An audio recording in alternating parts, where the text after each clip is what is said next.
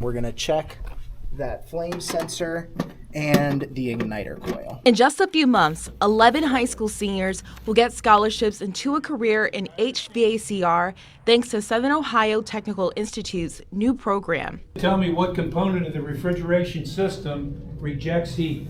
The Charles Shor Foundation is funding this program, and it's designed to get the young high schoolers into the trades. Michael Tribble, the owner and founder of the vocational school, says this is a pathway for students who don't see college in their future and a trade that's booming with over 45,000 jobs. It's 4 days a week, it's 10 weeks long, it's 200 hours, and the certifications that they get are phenomenal. And the school right now is at about an 80% job placement. After a 10-week program, there will be a job fair with over a dozen HVAC companies ready to bring the graduates aboard. For students like Andrew, who graduated today. Accelerated, so it's going to be a little hard, but you get a lot of knowledge in that small period to help you get you out in the field quicker than most programs. So it's the program a very nice and scholarship helped in ways they didn't expect. So come from a single mother, and I had to work a little less while I was in school, so they gave us a gas card every week, so that helped a lot when I was able to